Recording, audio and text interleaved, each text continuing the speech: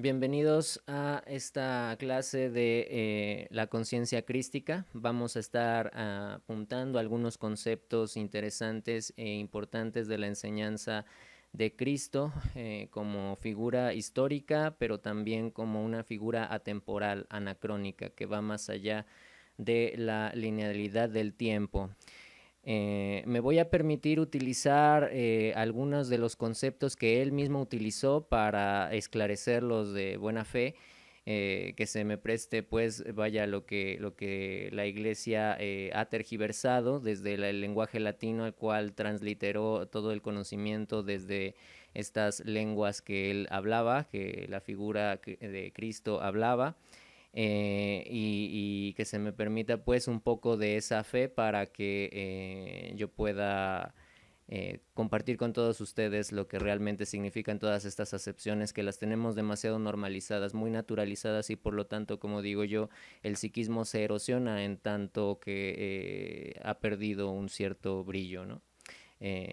Lo que se nos ha compartido que significa lo que supuestamente significaba no lo es, y por lo tanto no tiene efectos reales sobre el mundo. En algunos de los textos que me voy a basar, en algunos van a ser canónicos y otros van a ser los así llamados apócrifos, no seleccionados de lo que supuestamente Cristo enseñó, y de esos tantos textos que pudieron haber elegido, salvo el Evangelio de Juan, que es una honrosa excepción de la regla que voy a remitir ahora, los demás son los peores que pudieron escoger. ¿En qué sentido son los peores? Bueno, fueron escritos por personas que ni siquiera estuvieron en contacto directo con Jesús, no lo conocieron. Incluso algunos tuvieron una relación de años, de casi un siglo o de siglos de distancia. Entonces fueron transmisiones orales que se fueron pues tergiversando con el paso del tiempo.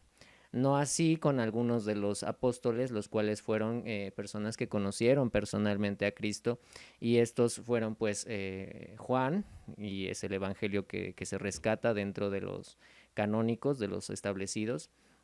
Y también nos vamos a basar en textos, como decíamos, que no fueron escogidos por estos intereses geopolíticos. Vamos especialmente a tomar algunos versículos del Pistis Sofía. También vamos a tomar algunos versículos del Evangelio de Tomás.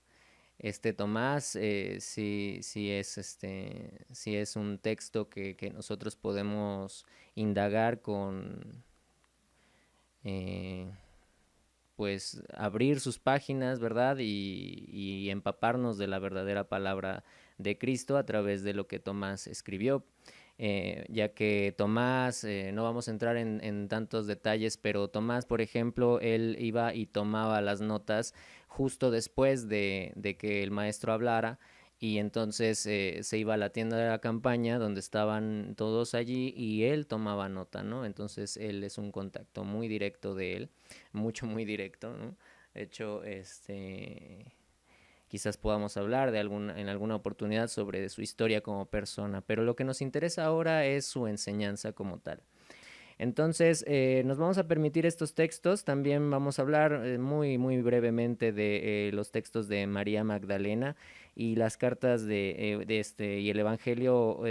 Fíjense el nombre que tiene el Evangelio de la Madre de Jesús, de María. El Evangelio oracular de María, oracular de María, ¿no? ¿Qué nivel de conocimiento es el que estaban ellos ya manejando, ¿no? Hay muchos otros textos, insisto, no se hizo más que una deliberada y arbitraria decisión de utilizar estos cuatro evangelios, que son, como dije, los peores que se pudieron haber elegido, habiendo también el de Felipe, ¿no? A quien le enseña directamente después de la cruz el Evangelio también, que tiene mucho de qué considerarse el Evangelio de Judas. Entonces, esto a nivel pues de las fuentes que vamos a permitirnos en esta ocasión. Y es que Jesús tenía dos niveles de enseñanza. Por una parte, pues era la enseñanza que les compartía a los apóstoles, a sus seguidores más cercanos, y al vulgo, a las poblaciones, a las masas, ¿no? En este sentido, tenía una enseñanza totalmente esotérica y otra exotérica, es decir, a las masas el conocimiento exotérico le era muy necesario para de alguna manera ir ganando adeptos, ganando tiempo, ganando recursos, ganando terreno, ¿no? Ganando espacio y ganando en amplitud. Y por otra parte, pues el conocimiento esotérico, exotérico externo y esotérico es interno. Entonces el conocimiento esotérico, y él mismo lo dice también en los evangelios canónicos, yo hablo para que no se me entienda. Hablo a las masas para que no se me entienda, lo cual significaba, pues por pura lógica, que tenía dos tipos de niveles de lectura o de enseñanza, ¿no? Lo esotérico y lo exotérico. Él vivía en una zona fronteriza, es como el paso entre varios ciudades-estado, entre varias localidades, y por eso él se permitía, como dijimos, ir ganando terreno en todo lo que él podía asumir, ¿no? Y cómo lo podía hacer a través del lenguaje que se permitía aprender. Él hablaba mayoritariamente en varias lenguas, ¿no? Pero mayoritariamente en arameo galilaico, y tenía también buen uso, perfecto uso del hebreo, y también hablaba griego y latín. Es en latín, en esa lengua con la que habla con Pilato, ¿no? En esta famosa escena en la que se le pregunta a Pilato, le dice qué es la verdad, ¿no? Él le pregunta quid est veritas, y estaba haciendo una acepción ahí, en latín, pero que nos remite etimológicamente a una palabra muy especial, muy conocida en griego, ¿no? Que dijimos que también Jesús manejaba. Con esto quiero decir que él estaba literalmente utilizando las fuerzas de su entorno para ganar en amplitud. Y sabemos que la amplitud pues es a nivel de la música, por ejemplo, cuando una frecuencia es lo suficientemente sutil como para expandirse a niveles insospechados y casi imperceptible por manifestaciones más graves, ¿no? Es un poquito más entrar en los interespacios moleculares, ¿no? Entonces, él ganaba toda esta habilidad con el poder del lenguaje que se permitía aprender, ¿no? Entonces, bueno, cómo él llamaba a Dios es un aspecto muy controversial, ¿no? Y por más que esto pueda llegar a ser lo más controversial, él llamaba a Dios Alá, ya que recordemos que él tiene un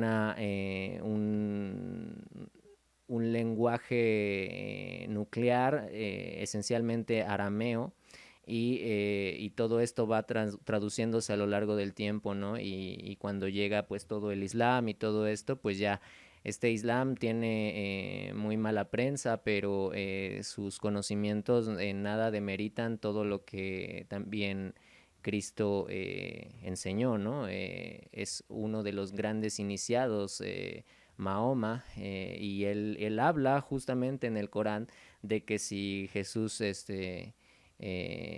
apareciese, él sería uno de sus fieles seguidores, ¿no? En contraste con la guerra que se hace, ¿no? En nombre de estos dos avatares, vamos a decirles de esa forma, que supuestamente nada tienen que ver. Entonces, pues Jesús hablaba, nombraba a Dios como Alá. Eh, También esta etimología, si la empezamos a considerar un poco más, nos remite a otra palabra en arameo que es ayah. Y esa es la palabra que justo le dice a Lázaro cuando supuestamente lo revive de entre los muertos. Él le dice allá, y esto significa literalmente iniciación. Entonces le está invitando a Lázaro a que entre en un proceso de iniciación a la magia. La iniciación es ese proceso en el cual yo me doy cuenta de que aún no he iniciado mi vida, de que aún no he iniciado mi camino, y por lo tanto, al estar consciente de ello, me permito por fin iniciarlo, me permito por fin estar en la sagrada presencia que me corresponde para iniciar mi camino, mi sendero y el camino de Santiago y todas estas acepciones que tienen manifestaciones culturales ad infinitum. Para llegar a esos conocimientos tendremos que pasar precisamente por este viaje iniciático que al menos les propongo en esta oportunidad, en este viernes tan controversial, tan enigmático, tan misterioso y, ¿por qué no decirlo, también tan hegemónico, nos estamos permitiendo. Entonces, hay una frase mal atribuida de Jesús en los canónicos que nos habla sobre el conocerás la verdad y la verdad os hará libres. Primero habría que entender que había diferentes conceptos de verdad en aquel entonces. Eran categorías fundamentales, por lo que sus derivaciones etimológicas son muy vastas y la reducción que se ha hecho de ello al pasar del tiempo es totalmente ridícula.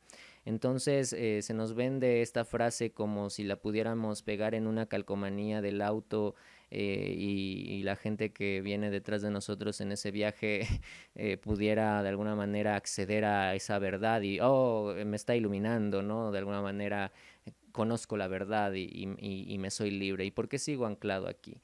¿Y por qué sigo sin merecer los favores del cielo?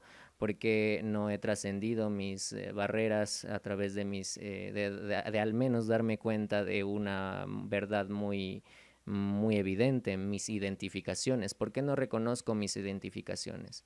Porque se nos ha enseñado al grado de meternos como en lavativa esta frasecita que no significa por sí sola nada. Él en realidad nos compartió una enseñanza fundamental a través de la siguiente frase, ¿no? Conocerás la aletheia y entonces la emuná os hará libres. La aletheia es un concepto en griego que significa verdad.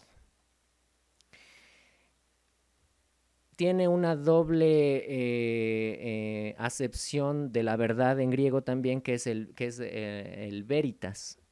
Entonces, ¿por qué a veces se utiliza el veritas y por qué a veces se utiliza el aletheia para remitir al mismo concepto de verdad? Cuando Pilatos le pregunta sobre el veritas, entonces le está preguntando sobre una acepción diferente de la verdad a la que se traduce como la que se nos tradujo a nosotros, la de conocerás la verdad y la verdad nos hará libres. Si lo que dijo es conocerás la aletheia, entonces necesariamente, por pura lógica, tenemos que la verdad que se maneja en la iglesia, la verdad que maneja la iglesia es una aletheia, ¿están de acuerdo? Entonces, ¿qué significa la aletheia? La aletheia es un tipo de verdad que tiene que ser desocultado, que a través de yo identificarla, la pueda transformar en una veritas, en una verdad. Siempre dentro de lo que hablamos, dentro de lo que decimos que vamos a hacer, se encuentra una aletheia, una verdad que está oculta. no significa que sea una mentira, significa que es una verdad que hay que desocultar para que ésta tenga una función de veritas. Si bien entonces estamos comprendiendo que la verdad que la iglesia maneja es la aletheia, entonces, ¿cuál es la verdad que se tiene que desocultar? Precisamente a eso vamos, ¿no? Él habla de un concepto que a través de desocultar lo que está oculto, de identificar la aletheia dentro de lo que se habla, identificar la situación que está haciendo disonancia con lo que en este caso Cristo está invocando. Al identificar eso, entonces de alguna manera lo ha desocultado y puede acceder directamente a la veritas. Es lo que nos sucede a nosotros cuando queremos conseguir una o dos o mil cosas y no nos damos cuenta de lo que realmente estamos promoviendo desde esa aletheia, sin reconocer la verdad oculta que se esconde en nuestras palabras para acceder directamente al veritas. Entonces él dice, conocerás la verdad y la emuná os hará libres. La emuná también y todo este concepto tiene, como decíamos, diferentes formas de decirse en otros idiomas, y en arameo se llama aymanota. La aymanota, no la olvidemos, la vamos a poner por ahí a un ladito. Aymanota también es lo que en griego se conoce como la pistis. Es precisamente la acepción de la emuná en hebreo. Y todo este concepto, aymanota, pistis y emuná, significan fe, pero no la fe que también se transliteró y se nos vendió. ¿Qué se nos pide en la iglesia cuando se nos habla de la fe? Que de alguna manera no tenemos pruebas de que eso puede ser factible, y lo único que resta es entregarse a una creencia, entregarse a una teoría que no está comprobada y que no hay más que tenerle fe a quien te la transmite, porque a través de esa fe entonces tú puedes supuestamente comprender que hay una conexión directa con ese en específico sacerdote, con ese pontifex, con ese hacedor de puentes que va directamente hacia la esfera paradigmática de Dios. Y no es sino a través de esa derogación de puente que él hace entre lo inferior y lo superior, que tú puedes elevarte por encima de tus circunstancias mundanas y materiales. Entonces, esa es la fe que se nos ha vendido. No es la fe que profesaba Cristo. La fe tiene una acepción y nos estamos poniendo en un sentido muy fáctico que tiene pruebas fehacientes, porque precisamente de eso va el concepto de fe que Cristo manejaba. La emuná os hará libres cuando descubramos la aletheia que se esconde en esa verdad que pretendemos nosotros facultar en nuestra vida.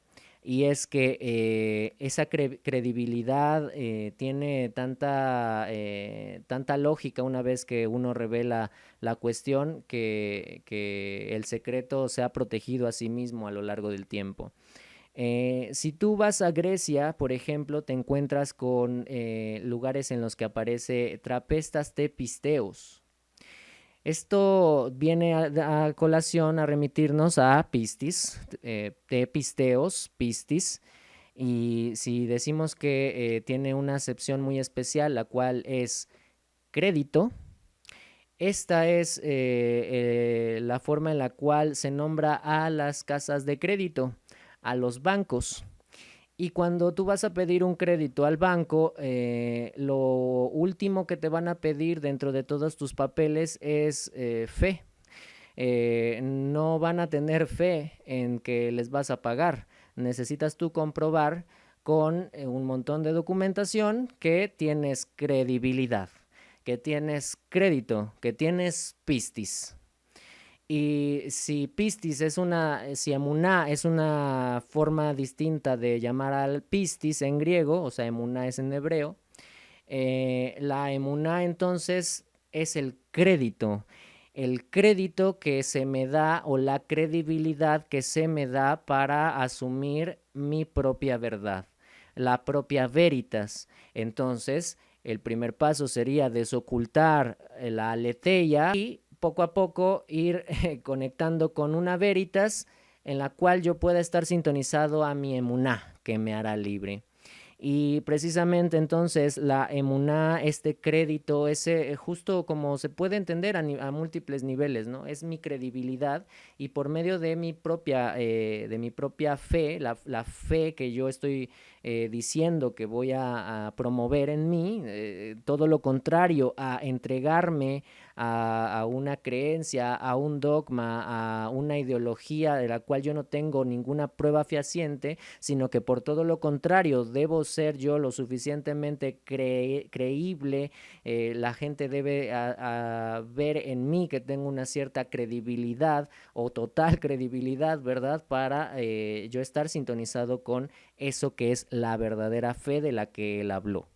Entonces, nada más literal como esto, ¿no? Las casas de crédito. Y también entonces podemos, como decía, tiene tantos niveles de lectura, que el universo pone créditos, te pone créditos que tiene en distintos nombres a lo largo del tiempo.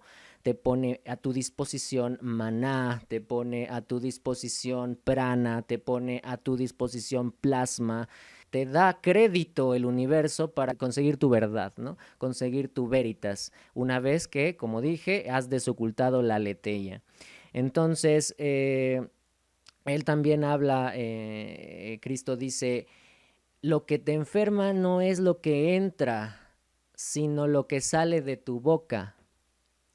Generalmente comprendemos que lo que nos enferma es porque algo malo comimos, pero ciertamente entonces ahora empezamos a comprender que lo que emanamos es lo que nos realmente enferma. Muná tiene esta acepción que inevitablemente nos va a remitir a emanar, emanación, la emanación que sale de mí, que surge de mí, que emana de mí a través de la veritas que me permito facultar en mi vida.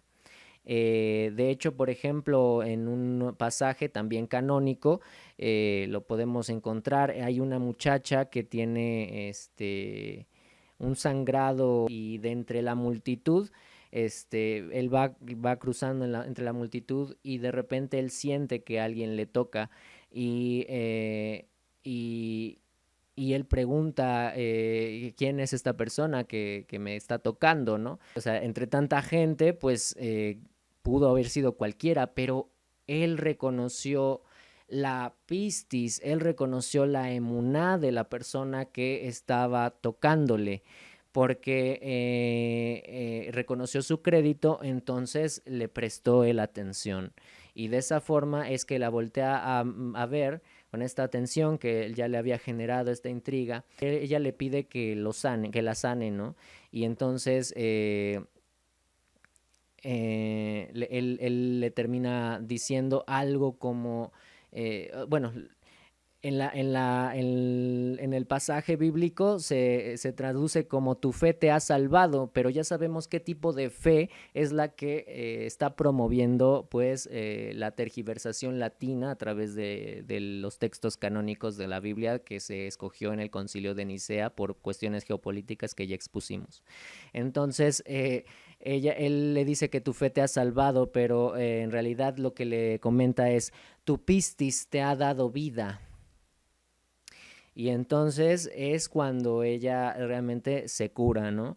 ¿Por qué? Porque hay un crédito, ella fue a buscarlo, no desistió en su credibilidad, en lo que dijo que iba a hacer, y entonces montada así sobre su veritas, ella pudo emanar su pistis Y entonces simplemente Jesús la reconoce y le dice que su pistis la ha salvado, la ha curado y que le ha dado vida, ¿no?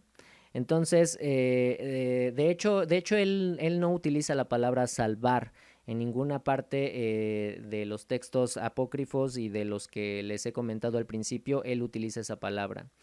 Tampoco él utiliza, ni siquiera en los conceptos, en la Biblia canónica, él no utiliza más que un par de veces, y ya cuando está acercándose a la cruz, el concepto tergiversado también en latín de amor.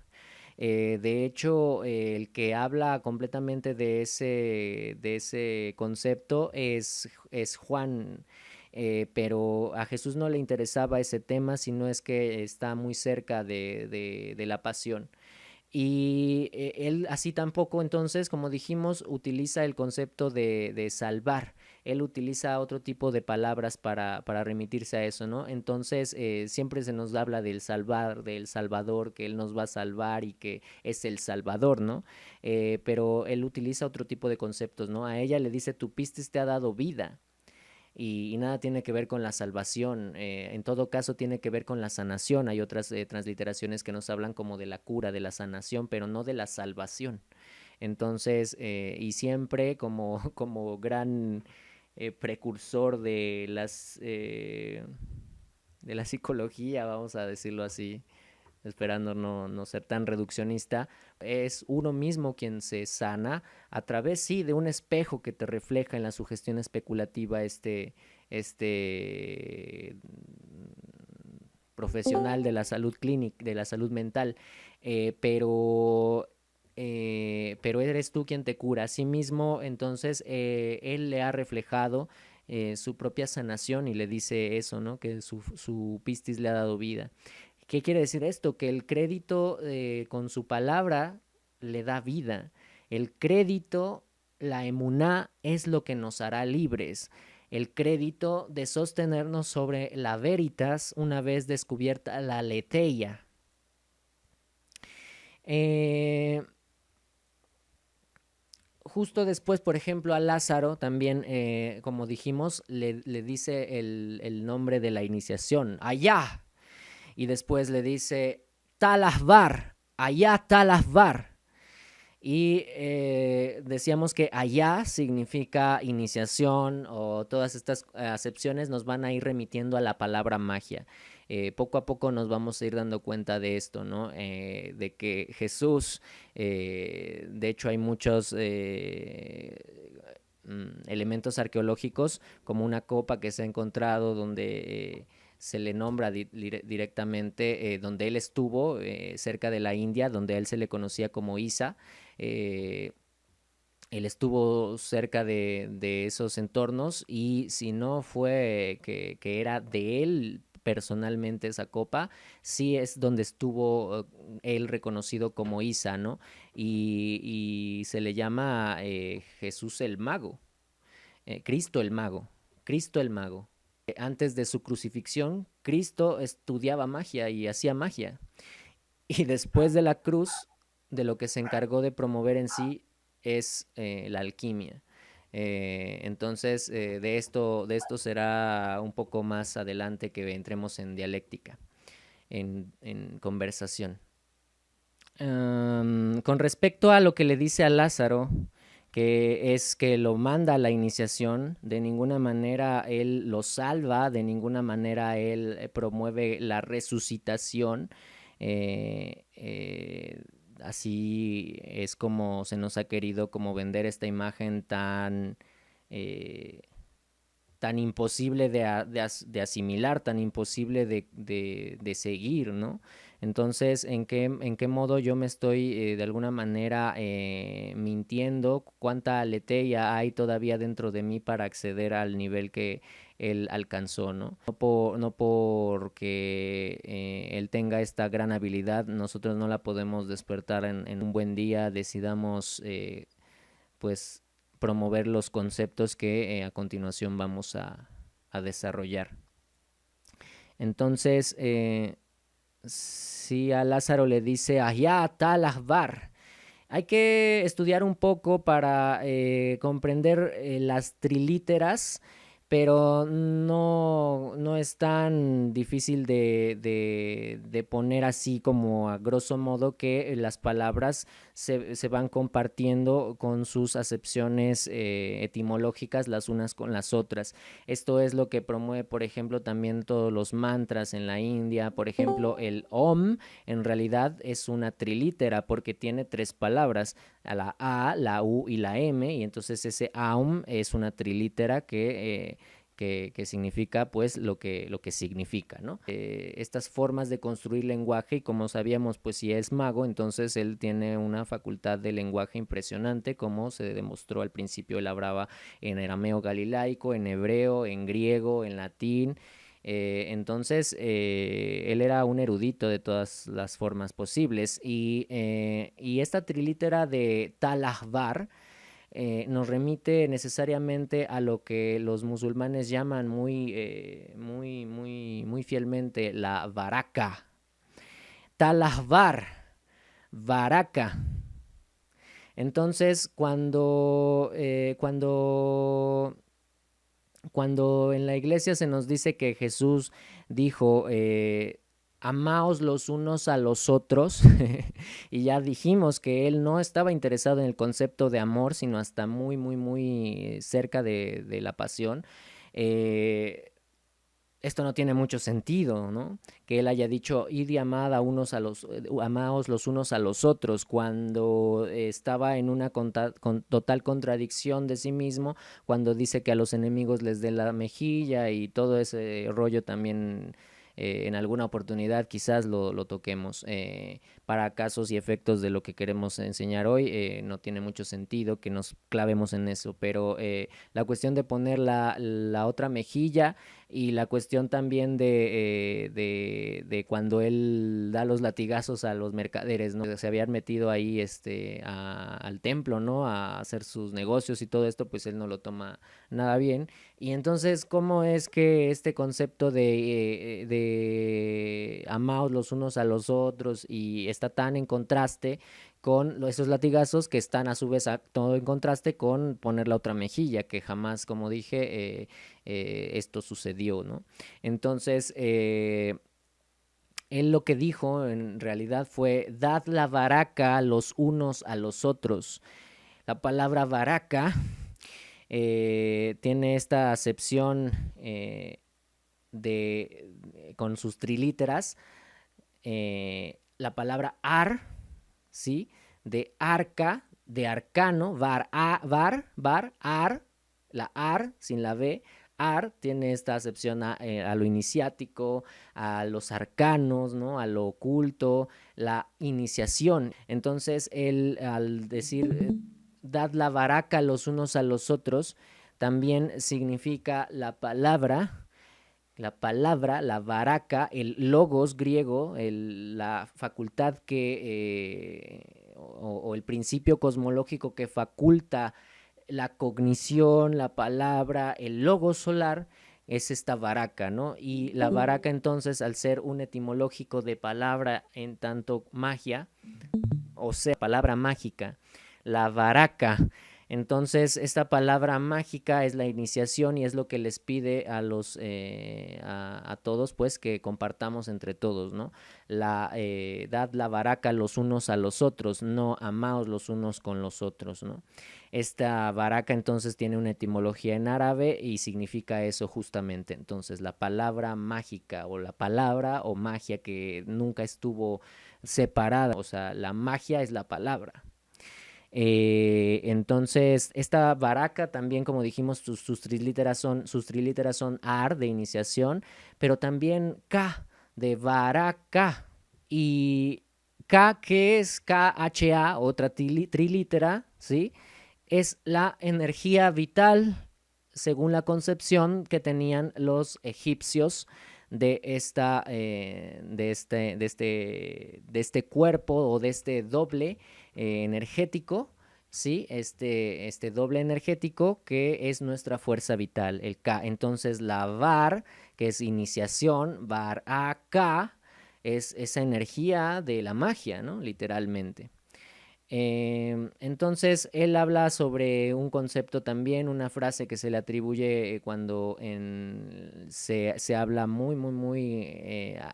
en términos muy específicos en el Pistis Sophia, pero se ha popularizado mucho cuando él dice: sois dioses, mas lo habéis olvidado. Sed santos porque yo soy santo. Entonces, en ningún momento él se pone, digamos, en una posición en la que es inalcanzable y que tú no puedes llegar, ¿no?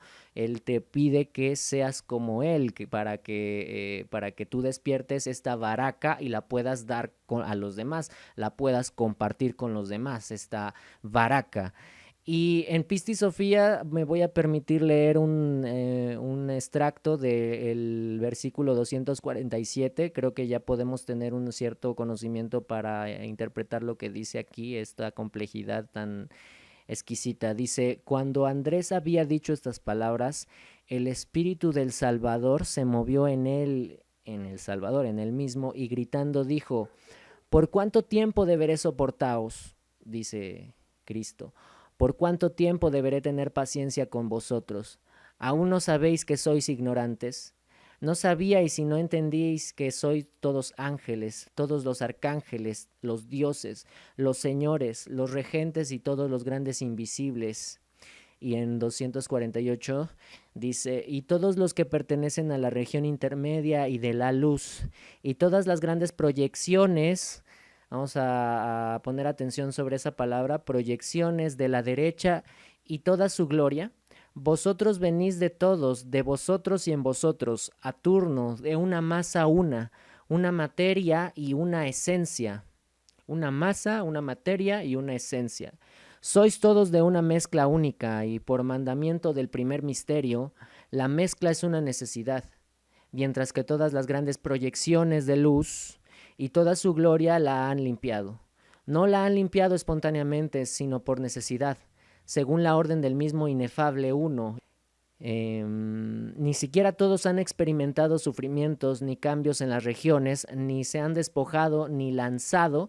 Y aquí la palabra que utiliza el versículo 247 del Pistis Sofía es metangismos. Y bueno, él dice: ni lanzado o ni metangismos en los varios cuerpos, ni se han encontrado en tribulación alguna. Entonces repito, dice: ni siquiera todos han experimentado sufrimientos, ni cambios en las regiones, ni se han despojado, ni metangismos, ni lanzado en los varios cuerpos, ni se han encontrado en tribulación alguna. Entonces, con respecto a toda esta cuestión de la palabra de la baraca, también desde el griego la podemos ubicar muy fácilmente, ¿no? Ellos tienen la ousia, y es esta palabra que rige, o la palabra que pesa, que tiene una densidad, o que tiene una importancia, que tiene un crédito, que tiene pistis. Y lo que te promueve la ousia es que te den exousia. La exousia es una traducción, si se le quiere poner en términos más contemporáneos, el plasma. Y el plasma es uno de los estados de agregación de la materia, precisamente la del Sol, la de los estados plasmáticos, que no son ni totalmente ígneos, es decir, del fuego, pero que también tienen una maleabilidad importante, una ductibilidad, como una nobleza, ¿no? Como el oro, por ejemplo. Entonces, este plasma a lo largo del tiempo ha estado evolucionando junto con la existencia, y hoy la podemos denominar plasma como tal, pero antaño las ciencias yógicas la denominaron el prana, o esta parte también que nos conecta con el akasha. Y también anteriormente la tradición judeocristiana pues tiene la acepción del maná. Y el maná, bueno, creo que es muy conocido en todo este menester mágico. Se habla sobre obtener maná para, literalmente es la energía del cosmos, la energía de los códigos cósmicos que vienen facultados muy directamente a través del sol para pues realizar las operaciones mágicas. Entonces esta maná es lo que hoy podemos desde un paradigma científico, si se quiere, denominar como plasma. Y creo que queda muy, muy correcto si la consideramos, si no la pasamos de vista, porque a través del plasma entonces es que el universo me da pistis, o bueno, yo necesito tener mi pistis para que el universo me dé crédito, me dé esa misma pistis, porque como es sabido, yo soy un espejo microcósmico del gran macrocosmos que es el universo, así que si yo le reflejo una credibilidad, entonces él deposita crédito sobre mí, él me da maná, él me da plasma para plasmar mi realidad. Bien, entonces esta ousia te daba una exousia que es el plasma, ¿no? Este elemento plasmático que nos conecta directamente entonces con esa energía vital de la que ya empezamos a hacer asimilaciones, ¿no? Decíamos que entonces los egipcios tenían una acepción de la energía vital. ¿Cuál era? El K. Entonces la exousia me conecta directamente con el K, con el cuerpo vital. Entonces, vamos a hablar de uno de los conceptos ya sobre el amor, que como dijimos no le interesaba sino ese concepto, sino hasta que estaba muy cerca de la pasión. Y para comprender el amor tenemos que ser muy explícitos y remitirnos a los griegos. El amor tiene 4 dimensiones. La que a Cristo no le interesaba y jamás le interesó es la que justamente se nos vende. Es esa forma de amor incondicional y desinteresado y de sacrificio en este valle de lágrimas, ¿verdad? Este tipo de amor no le interesaba, tiene un nombre en griego. Estorge. Ese tipo de amor no nos sirve y bueno, a él no le sirvió y sabemos que no nos sirve a nosotros. Entonces, este es un amor sin mérito, sin merecerlo. Yo soy amado por alguien que está depositando mucho crédito sobre mí cuando yo no me lo merezco, ¿no? Este amor es el que no le interesaba, ¿no? Hay otro tipo de amor también que es el filia. Este es el amor filial, el amor de una persona con la cual yo comparto un tipo de sentimiento que mucho tiene que ver con la hermandad, que mucho tiene que ver con ese amor que le tengo a la familia y todo esto. No entraremos mucho en detalles porque poco importaría que desarrolláramos estos conceptos a profundidad si no entrelazamos todos al final, ¿no? Entonces, también tenemos el eros, que es el deseo, es el amor erótico, es el deseo de yo manejarme en la vida de una forma pulsional hacia la vida, entregarme hacia la vida, entregarme a la vida y no a la muerte, no al tánatos, sino al eros. Y bueno, todos estos conceptos, estos 3 conceptos, el que menos le interesaba era Storge, ¿no? Y los otros 2 solo le interesaban en la medida en la que había identificado que la unión, la fusión, la suma del amor, del amor tipo filia y del amor eros daban como resultado justamente el amor que se llama ágape. Ágape en griego también tiene una conexión con otra palabra en griego que se llama agalma. La agalma es el brillo que algunas personas tienen y que hace que los dioses los miren. Cuando, por ejemplo, Atenea en el viaje de Odiseo le brinda sus favores, es porque Odiseo es un héroe solar, tiene pistis y entonces desprende agalma, desprende un carisma, el caritas bien. Y entonces es por medio de eso que Atenea digna posar sus ojos de lechuza sobre él y le brinda sus favores, ¿no? Entonces, Agape nos conecta a Agalma. Entonces, si decíamos que Agape es este tipo de amor que conecta el amor filias y el amor eros, entonces, ¿qué tenemos como un resultado?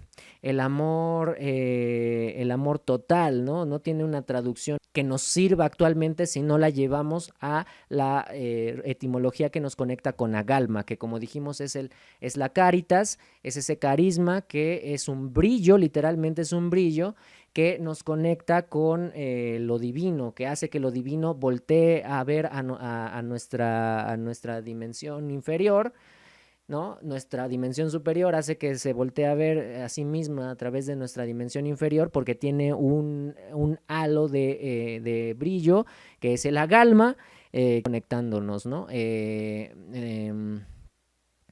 Hay que entender también un poquito que el eros es un amor del tipo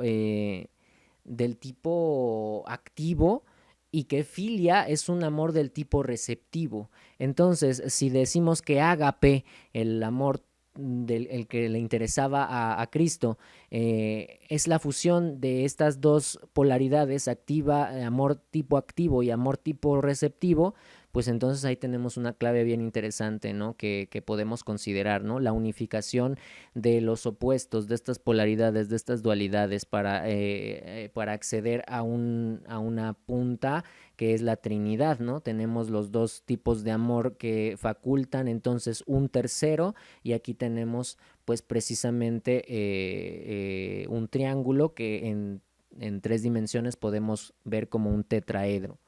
Entonces aquí tenemos esta figura, ¿no? Que bien nos puede apoyar en lo visual para comprender un poco esta parte, ¿no? Esta es la base que fundamenta entonces el tipo de amor que a él le interesaba, el ágape. Que como dijimos entonces tiene su conexión con Agalma, y es lo que nos conecta con los dioses. También la palabra Agalma, que está conectada al ágape, este amor que a él le interesaba, tiene una acepción en arameo que es juba. Y este juba es un amor semilla, un amor masculino. Es un amor que nos conecta con el deseo. Este amor, el amor que tiene una acepción, al final remiten al ágape, ¿sí? Pero, o sea, él habla de esto cuando quiere hablar del ágape, pero como vemos tiene una clara conexión directa con el eros. Entonces este juba es el amor semilla masculino, es el deseo. Esta palabra en arameo, juba, que en la India también se conecta con una palabra que es muy, muy conocida en sánscrito, que es el bhakti. El yoga bhakti es el yoga devocional, es el yoga que se practica, es el más recompensado de las prácticas del yoga, porque es el yoga religioso, ¿no? Es el yoga que te permite la religare, el religarte a ese Dios que estás escindido de él, ¿no? Y a través de esa conexión, pues tú vas a él. Pero como vemos y sabemos, entonces todas estas acepciones tienen una cuestión paradigmáticamente religiosa que está muy lejos de la enseñanza iniciática, muy, muy lejos de la enseñanza de la ya, para recordar la palabra, ¿no? Entonces, este Juba, este Eros, este Bhakti, tiene una conexión con ese amor del tipo masculino, del deseo de ir hacia la verdad, ¿no? Y por otra parte, el amor receptivo que tenemos para poner ahí sobre la mesa es el arameo rehma. Y este Rahma, se escribe Rehma, este Rahma es un amor receptivo. Y entonces aquí tenemos esa cópula de alquimia sexual, ¿verdad? La energía masculina y la energía femenina, que tenía esta misma carga erótica, que podía hacernos tener un ágape, una galma, un brillo, porque hay que ver cómo se encienden las conexiones sinápticas en el cerebro de una persona en una resonancia magnética cuando está haciendo lo que desea, cuando además de lo que desea hay un cierto goce por hacerlo.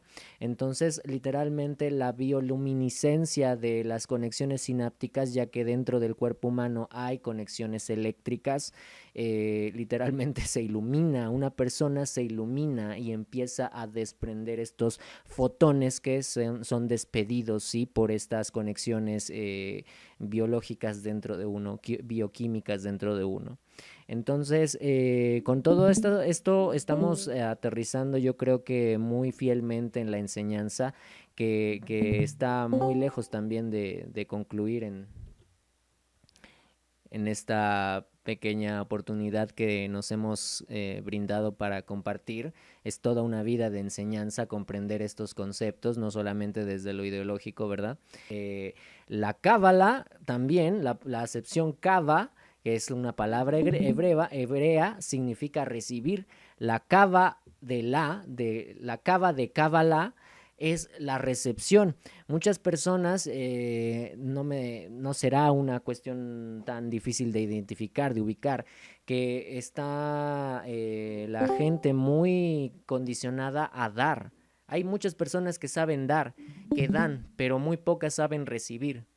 Y de nada sirve entonces que tú des y des y des y des sin que aprendas el tipo de amor receptivo que la kava, ¿no? Que es el rahma, todas estas formas de recepción son importantes para manejarse correctamente en la realidad. Cristo enseñaba estas palabras, Cristo las usaba en todas sus formas, por lo que él era un maestro de la receptividad y un maestro de la proyección, ¿no? Muy interesante que cada uno de nosotros podamos tener más acceso al estudio específico y puntual de estas palabras, ¿no? De hecho, por ejemplo, siguiendo un poco con la cábala, también en la cuarta sefirot del árbol de la vida llamada Chesed, esta Chesed también es, ¿cómo es traducido? Para quien sabe un poquito de cábala. ¿Alguien sabe un poquito de cábala? Chesed, el cuarto sefirot del árbol de la vida, es llamado el amor incondicional.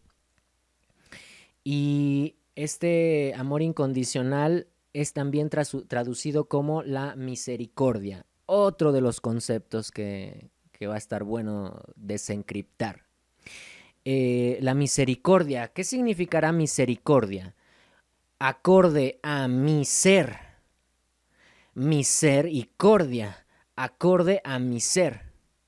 Entonces, estas fibras luminosas que se pueden ver como las líneas ley, ¿no? Se llaman en algunas acepciones, así se les conoce, o estas branas para los hindúes, también estas líneas branas, también de hecho tienen ese nombre en la física cuántica, las branas. Estas son las líneas ley que conectan la realidad a través de entretejerla por medio de los filamentos de luz, los haces de luz, ¿no? Entonces, la misericordia es este chesed, ¿no? Importante también para los que tengan un poquito de mayor conocimiento sobre la cábala, pues que mediten sobre esta cuestión, ¿no? La misericordia, el acorde a mi ser. El ágape, entonces, como dijimos, es el agalma, que es el amor y el deseo unidos. Y cuando yo tengo esta carga energética de lo masculino y lo femenino, la pulsión de lo positivo y la receptividad de lo negativo en mí, utilizándose y siendo consciente de él, entonces yo genero un tetraedro cuando soy consciente de estas cuestiones, ¿no? Entonces, el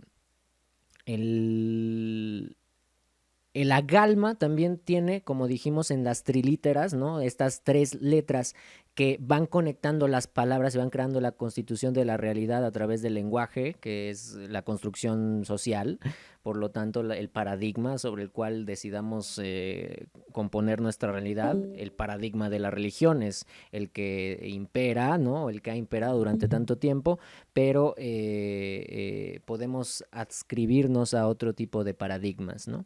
Y entonces la trilítera de agalma, que es este brillo, que es este carisma, que es esta energía lumínica que se desprende de mi cuerpo por reconciliar los dos tipos de amor, a saber, como dijimos ya, la filias y el eros, y por lo tanto obtener el ágape, la punta de la pirámide, es que cuando yo uno amor y deseo, cuando yo soy capaz de amar receptivamente y desear activamente estos dos principios, cuando me vuelvo maestro de este proyecto y de esta inmersión, de esta proyección y de esta inmersión, entonces el universo me da un regalo, como la galma me da un regalo, es el brillo de las galaxias que está ahora a mi disposición. Yo soy capaz de ascender a planos elevados de una constitución estelar. Entonces el universo y yo nos iluminamos, ¿no? Literalmente nos volvemos luz y como el espejo fractal que soy a nivel del microcosmos, él me va a dar crédito, me va a... ¿Por qué? Porque yo estoy emanando, generando mi propia realidad. Entonces yo tengo crédito, el universo puede apostar en mí, ¿no? El universo genera las condiciones necesarias para que seres extraordinarios que pueden promover su libertad a través de la emuná, eh, existan, ¿no? O sea, él apuesta por ese tipo de seres.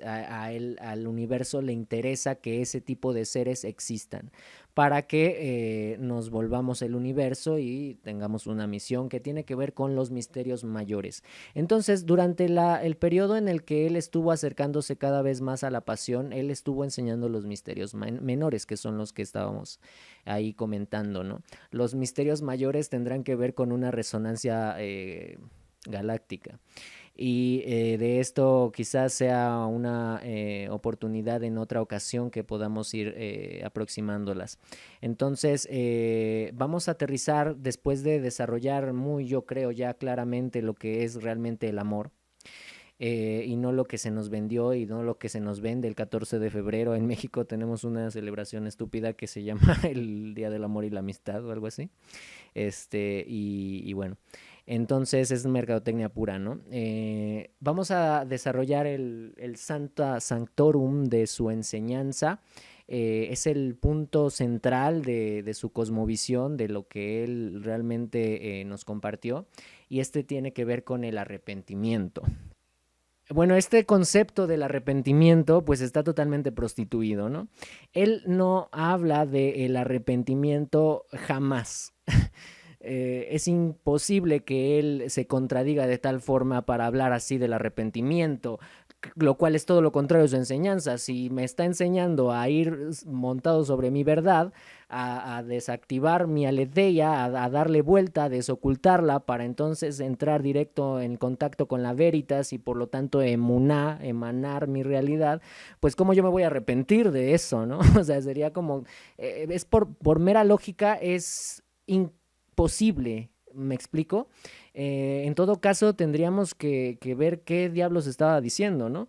Y es precisamente lo que les dice cuando él después de la cruz, tiene el contacto con los apóstoles y los reprende muy gravemente porque supuestamente sus mejores aliados, los cuales estaban pues supuestamente en el mayor de los contactos, en la mayor de las guías, en la mayor de las enseñanzas directamente con el maestro, y se duermen en el huerto de Getsemaní cuando vienen a aprenderlo.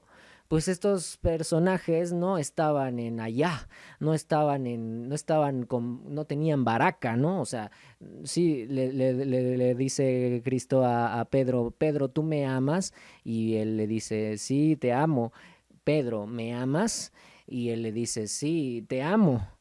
No, Pedro, ¿tú me amas? O sea, él estaba buscando que Pedro de alguna manera fuera lo suficientemente menos piedra, porque él le pone piedra por eso, Pedro, porque era un bruto y muy violento aparte de bruto, que le dijera la palabra que él buscaba del amor, ágape. Sin embargo, él le hablaba de otros conceptos que a él no le interesaban, ¿no? En especial el de Storge. Le preguntaba, Pedro, tú ágape, y él no, o sea, estamos como en Spanglish, ¿no? Como en Spaglish o algo así, griego y español, ¿no? O sea, permítaseme la licencia, ¿no? De decir esto, la pistis, denme un poquito de crédito. Entonces, Pedro, tú agape y el, sí, maestro, yo estorgué. No, no, Pedro, tú me agape. Sí, maestro, yo filia. O sea, no cabía en el entendimiento de este vato, ¿no? Entonces, todos se le duermen en el huerto, ¿no? Los reprende horrorosamente, les dice tardos de corazón. Y esto no tiene una conexión mucho más directa que tarados, ¿no? Entonces, literalmente los reprende y les dice, ahora id y enseñar lo que en la iglesia se nos dice que es enseñar el arrepentimiento en mi nombre. Lo que él literalmente dice es, id y enseñar la metanoia en mi nombre. Metanoia, ese es el Santo Sanctorum, el centro de su enseñanza, la metanoia. ¿Y qué significa la metanoia? Bueno, vamos a ir directamente a unos conceptos que necesitamos desarrollar un poco antes para comprender exactamente lo que es la metanoia, ¿no? La metanoia va a tener mucho que ver con la forma de actualización de la conciencia. Aquí, por ejemplo, yo les he puesto aquí unas, o bueno, aquí les comparto unas piezas, ¿no? Que hice sobre esta enseñanza, pues a mi forma, ¿no? Aquí en este que dice conciencia solar C aparece la metanoia. ¿Y qué está sucediendo allí? Pues yo de alguna manera propongo que en este mapping en el cual se está proyectando en el centro del cuerpo del Cristo, pues el surgimiento precisamente de un cerebro, de una mente. Entonces, pues obviamente tiene que haber una calcinación de las identificaciones, ¿no? A través del fuego, para que entonces ahora sí esta calcinación de a través del fuego puede hacer surgir una mente nueva. Metanoia significa mente nueva que yo voy a emanar, y por lo tanto mis identificaciones, como dije, van a entrar en un periodo de metempsicosis, como lo que tenemos aquí, por ejemplo, una fase muy de la fase Nigredo de la alquimia, que luego con mucho mayor tiempo veremos en detalle. Pero a final de cuentas, entonces, lo que les invita Jesús, bueno, Cristo, y qué bueno que he tocado su nombre Jesús ahora, porque lo que promueve literalmente Cristo a través de la metanoia es que haya lo que mal se tradujo como arrepentimiento, nada que ver, sino como un reset, como un reseteo de la mente, una mente nueva para entrar en un estado de conciencia muy especial que todas las culturas iniciáticas de la humanidad la reconocen, y esto es propiamente pues la desvinculación de todo lo que se es, la calcinación del ego a través de estos procesos, ¿no? Y cuando él les dice literalmente, id y enseñar la metanoia en mi nombre, tendríamos que ser muy, muy, muy puntillosos, o quizás no tanto, pero cuando una vez que te lo digo es tan obvio digo que no hay que ser tan puntillosos, pero a lo mejor sí tendríamos que ser muy puntillosos para decir que la metanoia no puede ser si no es a través del nombre. Entonces, cuando le dice a los apóstoles, id y practicad y enseñad la metanoia en mi nombre, lo que está pidiendo es que haya una desvinculación total de los sentidos, del sentido de la historia personal, convertirse en otro, en emanar, como dijimos, a otro, a otra cosa, a otra persona, otra identificación, a un otro, ¿a través de qué? A través del nombre, a través de la baraca, a través del nombre mágico, a través del poder de la palabra que yo me estoy permitiendo entonces ahora desocultar. A través de este desocultamiento, entonces, a través de identificar mi aletheia, yo puedo entonces, si soy muy hábil, promover la noia en mí. Y entonces él lo que va a hacer es, después de que él baja de la cruz, él va a promover una enseñanza que está documentada en distintos textos apócrifos sobre su enseñanza de 11 años y que no les enseñó a todos lo mismo. Empezó a ir como personalizando, vamos a decirlo así, la enseñanza que les brindaba a cada uno de los discípulos que se permitió de nuevo adoptar. Los únicos que les enseñó fue directamente a Felipe, a Saulo, ¿no? A Pablo, el de las cartas, de los Corintios y todas esas cartas, pero ya mucho después. Y te digo, y él no lo seguía, él no era su discípulo, ¿no? Él quería aprenderlo. Entonces es bien interesante, ¿no? Cómo se nos ocultó todo. Y también le enseña, obviamente, a María Magdalena, la cual podemos luego en otra oportunidad pues hablar de la relación que él tenía con ella. Les empieza a enseñar cosas muy diferentes a cada uno, ¿no? Para que ellos pudieran acceder a una precisamente a una nueva era en la cual estamos todos incursionando, generando nuestra propia verdad, nuestra propia realidad. No a todos les iba a enseñar las mismas cosas, que de hecho la familia se enemista con Magdalena y le empieza a decir que por qué le enseñan a ella y cosas.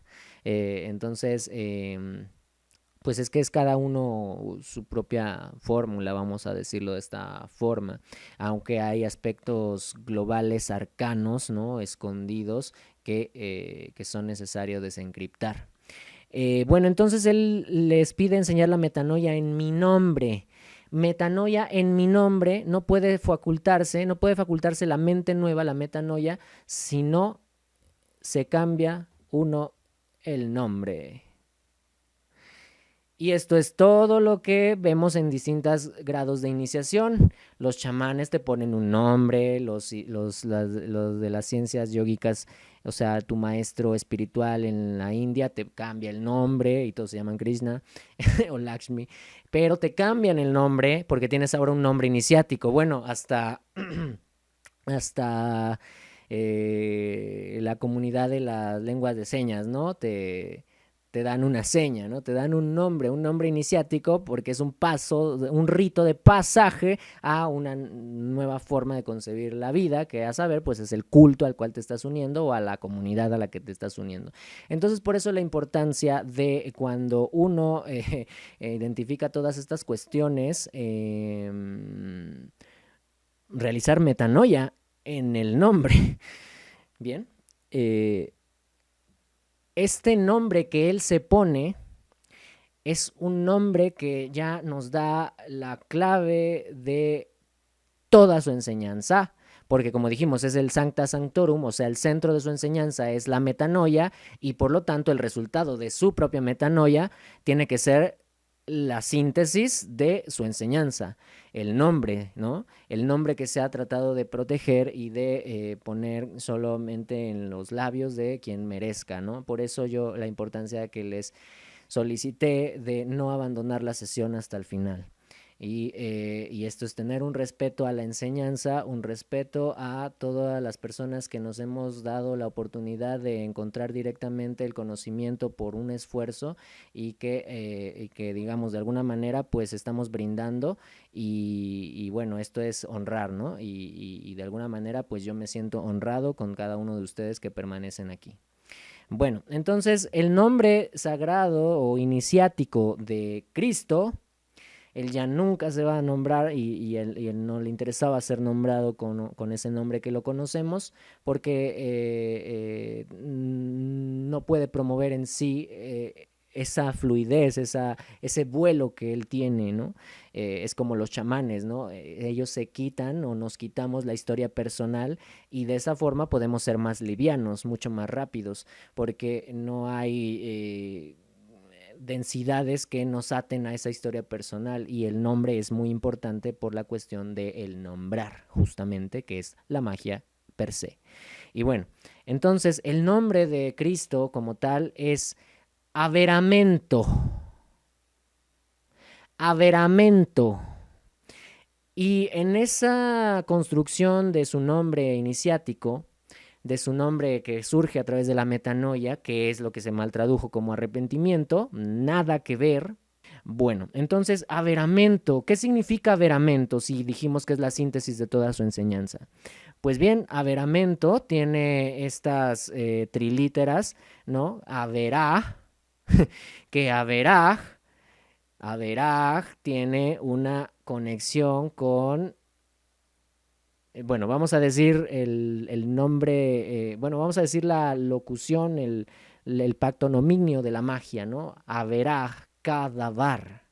Averaj cadavar. Y esto se traduce mucho después como abracadabra.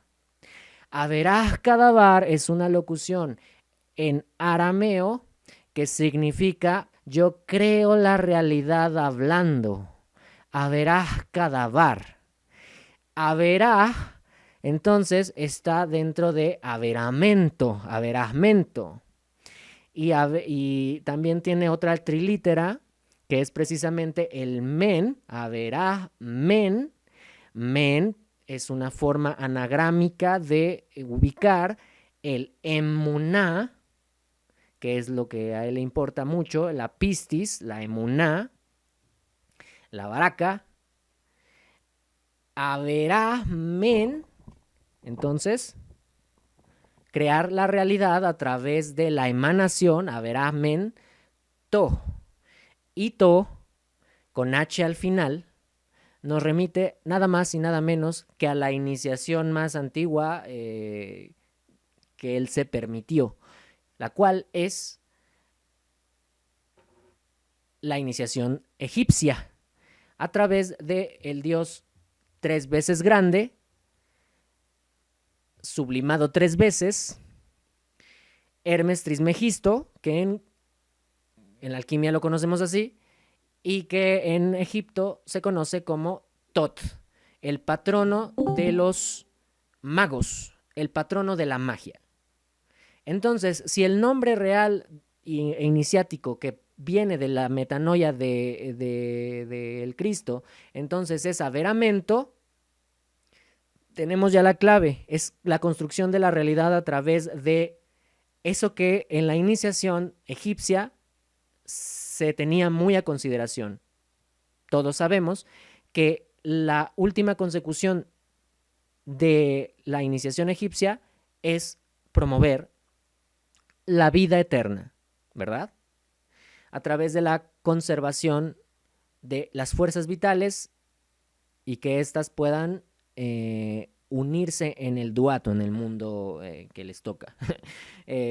Bueno, este averamento también tiene, como dijimos, el men, que es la emuná, y si recordamos, la emuná es otra forma, que está en hebreo, de decir en arameo, aymanota. Recordamos que la pusimos ahí como aparte, ¿no? Aymanota. Aymanota, en arameo, va a dar la transliteración posteriormente al líder del clan de los musulmanes, o del clan de todas estas personas que tienen el prefijo, ¿cómo se le dice al líder? Imán, que lo mismo que es en español, eso es lo mismo que significa. Imán es ese poder de atracción, poder magnético. Entonces, el imán, como el papa, pero de los musulmanes, el imán, él tiene la habilidad de atraer, de magnetizar a través de su emuná, ¿de acuerdo? Entonces, el averamento, que es un nombre, comparte esta etimología de la imanota por estar unida al men, del mento, y lo convierte en un imán. Y al estar con esta facultad electromagnética del imán, entonces puede repeler y puede repeler, puede proyectar o puede recibir, puede interiorizar, inmergerse, y se vuelve propiamente, a través de su propio nombre iniciático, el maestro de eso, que es la emanación y la inmersión. Bien, entonces, decíamos que tiene esta acepción final del tot, ¿no? Volveremos sobre esto ya en la última parte, que ya pues ya estamos muy cerca.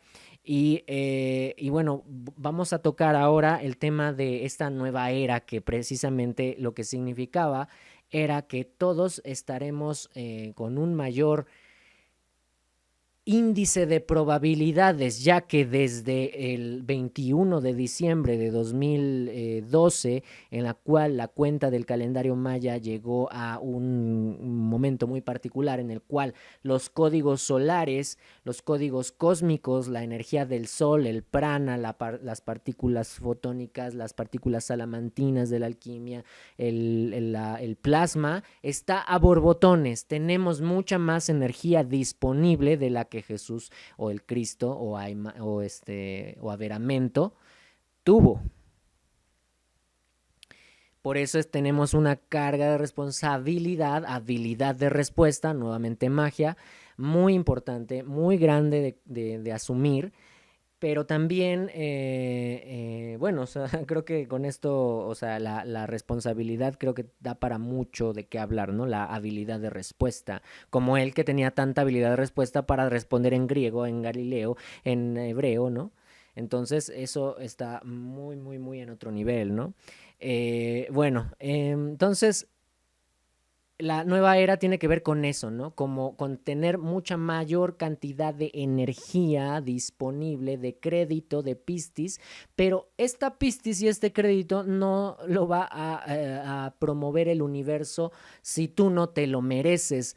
No como desde el estorgué, que es ese tipo de amor que es Dios proveerá, Dios nos dará, yo nada más pido y a ver qué pasa, ¿no? A ver qué fluye. Yo no me lo merezco, y el universo no funciona bajo esos términos de amor. Él funciona bajo los términos de ágape, el nivel más elevado del amor, no el del estorgue, el nivel más básico del amor, en el cual yo, sin merecer, sin ser capaz de reflejar esa gran luminosidad que el universo es, pues ¿cómo me va a voltear a ver? Yo no tengo un caritas, yo no tengo un carisma, yo no tengo una galma que me haga sobresalir por encima de la media, que me haga brillar como para que una potencia solar, un ser cósmico, me voltee a ver. ¿Están de acuerdo? Que este ser en potencia y cósmico y todo eso soy yo en otra dimensión. Esto es a lo que me gustaría que quedase claro, en el sentido de que no hay que exteriorizar a los dioses. Somos nosotros. Así que si quieres conectar con tu propia divinidad, tienes que trascender algo muy, muy, muy importante y particular, que es con lo que vamos a terminar. Bueno, entonces la era de Piscis, que son estos 2000 años en los cuales él se asumía como el pescador de hombres, ¿verdad? Él era el avatar de la era de Piscis, que son 2000 años a partir de su fecha de nacimiento, y hasta la fecha pues ya son 2020 años, ¿verdad? Entonces ya estamos en la transición justo de la era de Acuario, como hemos visto en la clase de la era de Acuario. Bueno, entonces para esa transición, recordemos, y para los que no lo tengan claro en la memoria, para transicionar de Piscis a Acuario, forzosamente necesitaremos pasar por un personaje que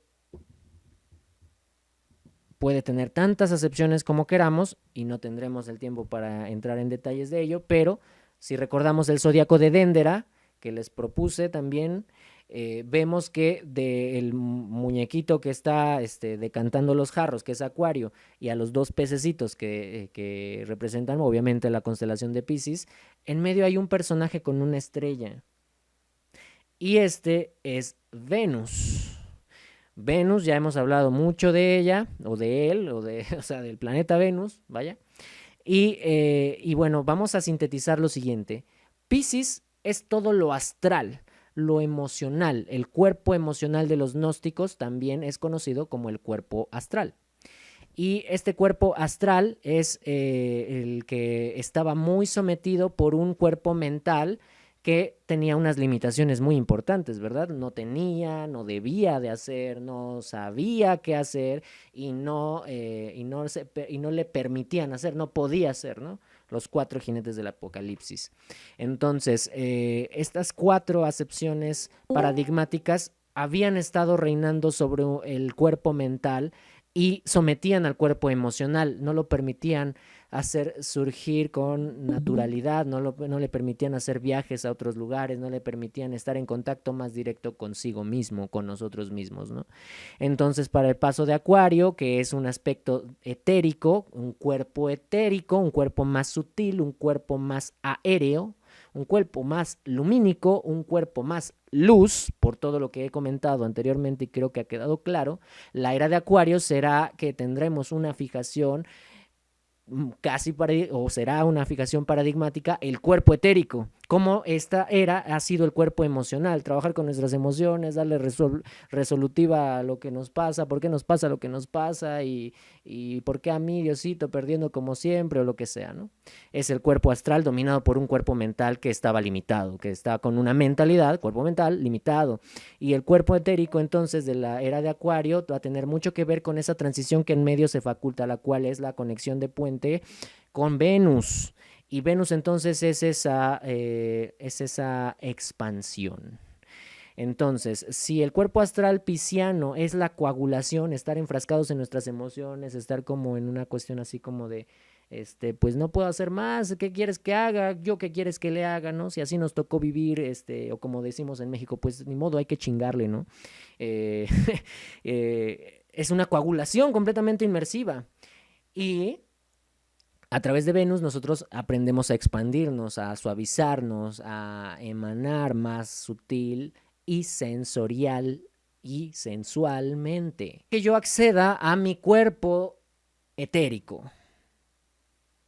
Y entonces es lo que podemos ya dar como respuesta a la, o significado a la respuesta que Cristo le da a Pilato cuando le dice, quid est veritas, ¿qué es la verdad? Y él se extiende así, su expansión, y él hace una alusión a de que él es la verdad, ¿no? Pero no solamente él, sino el proceso de expansión, inmersión, rectificado alquímicamente y por lo tanto la promoción de un tetraedro en nosotros, es la veritas, esa es la verdad. Y todos decimos, pues es que está la verdad y está mi verdad y la verdad. No. Entendamos qué diablos es la verdad.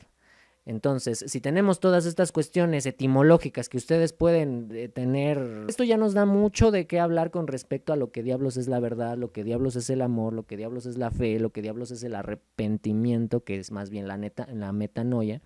Y bueno, entonces el cuerpo etérico nos va a conectar directamente con esa vibración anacrónica, ya no lineal, ya no cronológica, sino anacrónica, es decir, sincrónica de una nueva era de luz, porque es lo que está emanando de mí a través de mi pistis, si es que me permito facultar pistis. Si no, solo voy a estar reflejando, como el espejo que soy, aletellas que le revuelvo a la otra persona que solo refleja aletellas, y entonces entre todos nos reflejamos aletellas y no entramos a la tierra que supuestamente está prometida. Esto es lo que significa que esté prometida, o sea que todos podemos llegar ahí.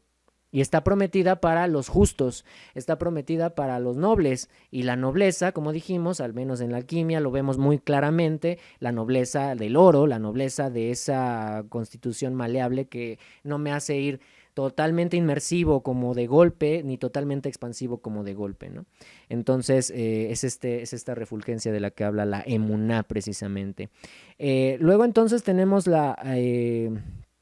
el concepto que ya se va acercando al último concepto que a él le interesaba mucho desarrollar y sobre el cual ya empieza a entrar en contacto con los misterios mayores y vamos a llegar a ese punto, ¿no? Vamos a llegar a ese concepto, pero para ello tendremos que descifrar también un poco o poner ahí sobre la mesa lo que significa eso que en hebreo se llama, remitiéndonos nuevamente a la cábala, Da'at, esa sefirá oculta, esa onceava sefirá, esa virtual sefirá que no se dibuja en los árboles de la vida, o sea, todos sabemos que tenemos 10 sefirats, ¿no? En el árbol de la vida, pero hay uno oculto, y esa es el Da'at. Y ese sefirat representa el conocimiento, pero también si lo queremos traducir a nivel muy, muy, muy literal, significa peligro oculto.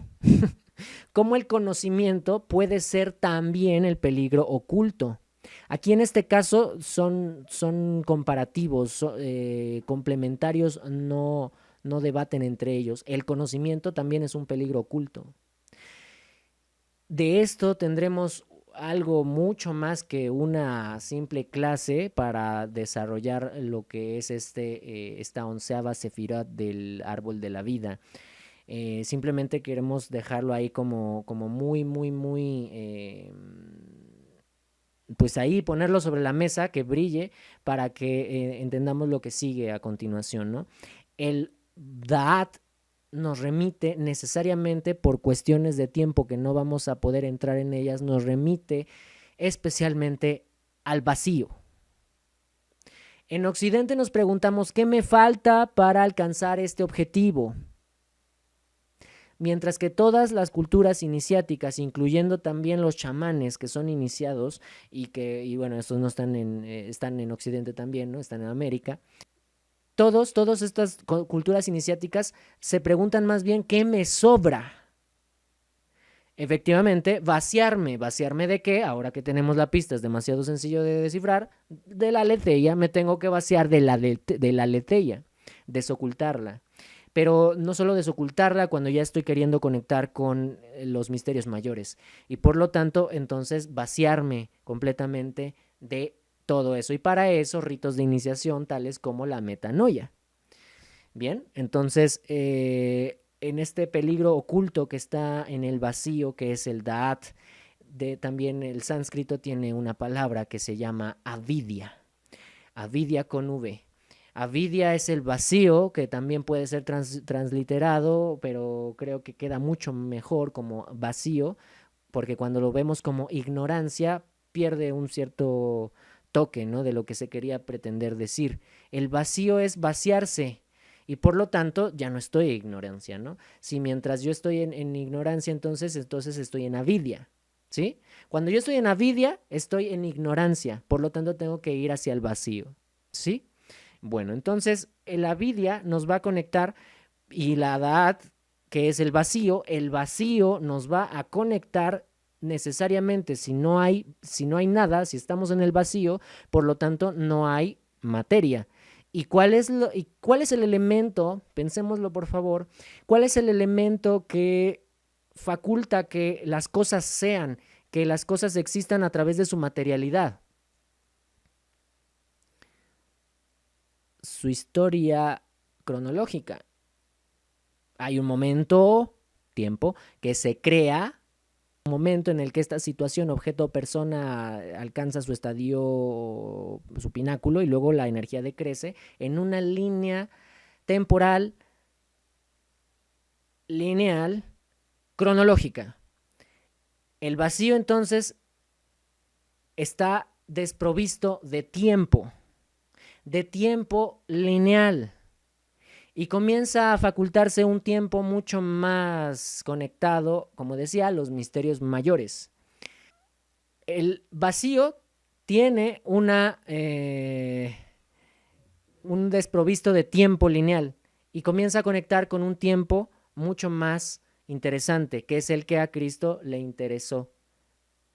Y este tiempo es el tiempo sincrónico, el tiempo multidimensional.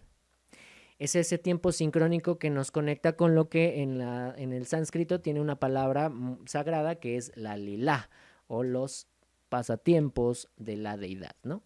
Bueno, entonces, como dijimos en la parte del texto de Pistisofía que les compartí, había una palabra que ellos usaban como metangismos. Esa metangismos, cuando dice, ni siquiera todos han experimentado sufrimientos, ni cambios en las regiones, ni se han despojado, ni metangismos, ni lanzado en los varios cuerpos, ni se han encontrado en tribulación alguna. Ni siquiera ha pasado eso. Y metangismos tiene mucho que ver con metanoia.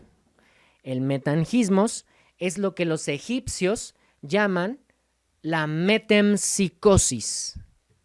Para no entrar tanto en desarrollo de ese término, pero sí ponerlo sobre la mesa también, es este proceso de reencarnación, pero no es exactamente como lo conocemos. La reencarnación o la metempsicosis de los egipcios tiene que ver con la unificación de las dos dimensiones, que son muchas más en las que se divide el cuerpo, ¿no?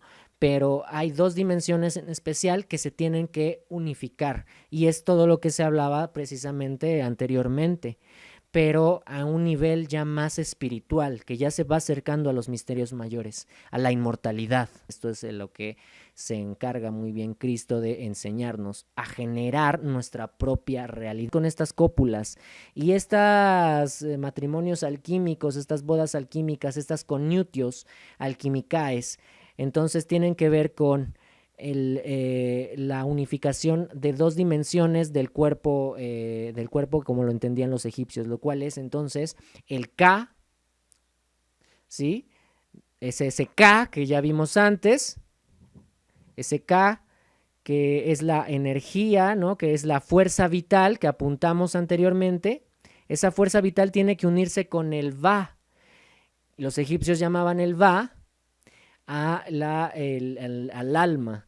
Podríamos decir que es la reunificación del espíritu con el alma. Es mucho más sencillo evocarlo desde la abstracción de la alquimia al identificar que es el azufre y el mercurio.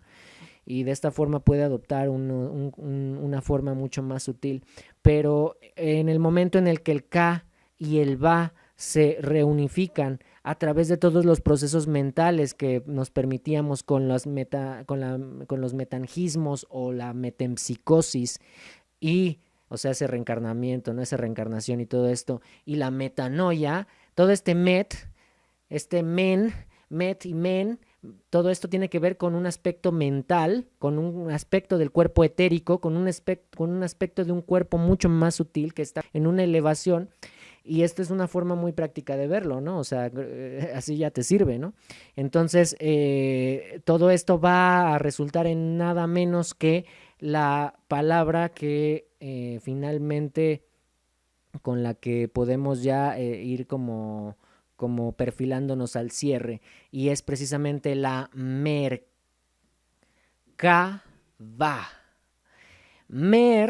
Que tiene todo que ver con la metempsicosis y la émuna y el men del averamento y los metangismos.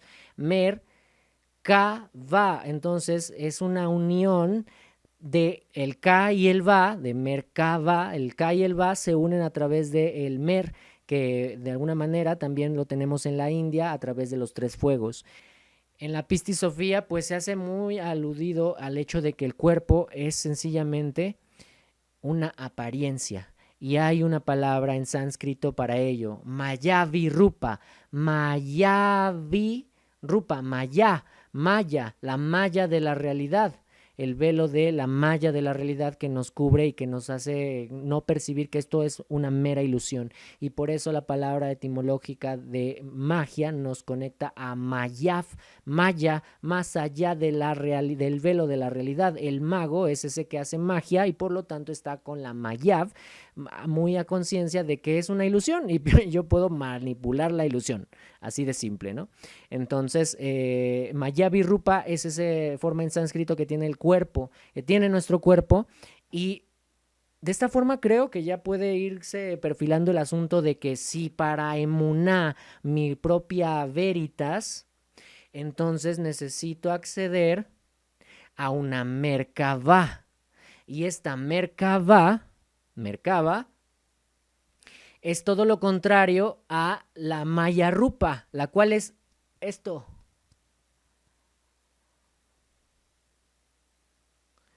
Mi cuerpo físico es una Maya Rupa, una ilusión.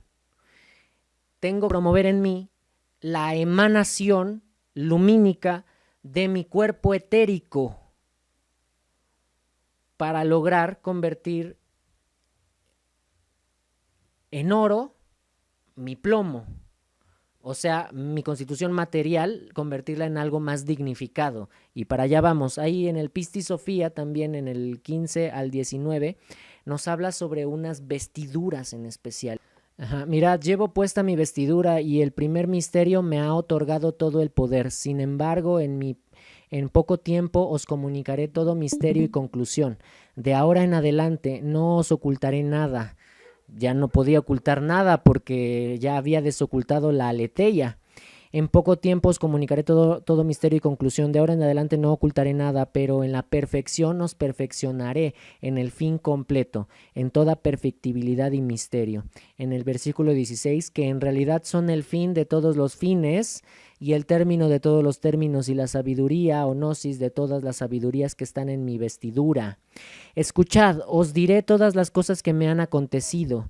Entonces ocurrió que cuando el sol se había levantado en oriente, descendió una gran torrente de luz en el cual se hallaba mi vestidura, que coloqué en el misterio 24. ¿Cuántos, no? Constaté que en mi vestidura estaba escrito el misterio de 5 palabras que pertenecen a lo alto. Sama, Sama, Osa, Rashama, Osai. En esta es su interpretación. El misterio que es externo en el mundo, siendo lo que hizo al universo, todo lo que configuró al universo, es evolución y progresos totales, proyección de todas las emanaciones, lo que hemos venido diciendo, y las cosas que se encontraban allí. A causa de esto existen los misterios y las regiones relativas a ellos. Ven a nosotros porque somos los hermanos, somos tus hermanos miembros, somos todos uno contigo, somos uno y lo mismo y tú eres uno y lo mismo. Este es el primer maestro. Pisti Sofía 17 dice que desde el principio se encontraba en lo inefable antes de que procediera de allí y su nombre es todos nosotros. Entonces aquí está hablando de una vestidura, ¿no? Que es Sama Sama o Sama Rashama Osai, que tiene una interpretación que significa algo así como la túnica gloriosa que porto, la túnica gloriosa de mi fuerza. Y nos está hablando de una vestidura. ¿Qué es eso? Una vestidura, una funda, una vestidura. Es el hálito, la emuná del brillo de mis fotones internos que yo estoy haciendo converger desde lo más sagrado, ¿verdad? Para crear, emanar mi propia realidad. Entonces esta es la Sama Sama o Sama Rashama Osai, esa túnica, ¿no? que habla, el hábito sin costura del Cristo, totalmente transparente, ¿no? Que refleja, ¿no? la luz, ¿no? Dice, por lo tanto, ahora todos vivimos juntos para ti en el último límite, que es también el último misterio de los interiores. También esto es parte de nosotros. Por eso ahora te hemos enviado tu vestidura, que en realidad te pertenece desde el principio y que situaste en el último límite, que es también el último misterio desde los interiores, hasta que llegara su tiempo, según la orden del primer misterio. Comienza a haber una enseñanza mucho más esotérica, que va a tener que ver con la conexión directa con todas esas fuerzas cosmogónicas que han creado la realidad. Entonces, mientras estuvo en el paso sobre sus menesteres materiales mundanos, pero con una gran enseñó esta emanación. Y vamos a sostenernos sobre lo que dice Pistis Sofía del 29 al 30. Le dice María, su madre, después de que hablan de unas cosas, están hablando de magia. Literalmente están hablando de magia. Y el Pistis Sofía 29 y 30 dice: Maestro, ¿realizarán o no realizarán sus fines ahora todos los que conocen el misterio de la magia, de los regentes, de todos los eones y de los del hado y la esfera? Según los enseñaron los ángeles transgresores, si los invocan en sus misterios, que son ritos mágicos malos para obstaculizar las acciones buenas. Entonces le dice, María le pregunta al Cristo, a Veramento, que si van a conseguir realizar sus realizaciones, sus logros, las personas que ahora conozcan esto. Su respuesta no es muy alentadora, ¿no? Pero para que terminemos con eso que él le responde y lo que se faculta ahí mismo, voy a terminar por mostrar una diapositiva, bueno, unas imágenes, 2 imágenes nada más. La tabla periódica de los elementos. Y esta es la parte que nos conecta, increíble. Pero bueno, aquí tenemos la tabla periódica de Mendeleev, los elementos. Y sabemos, creo que no me voy a meter tan de lleno en esto, en alquimia y química, pero sí quiero que ustedes puedan observar que desde el litio y pasando por el berilio y saltando, como se lee la tabla, hasta el boro, el carbono, el nitrógeno, el oxígeno y el flúor. Aquí son 1, 2, 3, 4, 5, 6, 7 elementos. Y los que tenemos en espejo son otros 7, ¿verdad? El sodio, el magnesio, el aluminio, el silicio, el fósforo, el azufre y el cloro. Bueno, estos elementos, estos 14 elementos, son los que constituyen la realidad física más fundamental, sin contar la constitución estelar del cosmos, la cual es, como sabemos, porque de eso están construidas las estrellas, el hidrógeno y el helio. En su núcleo, lo que ellas están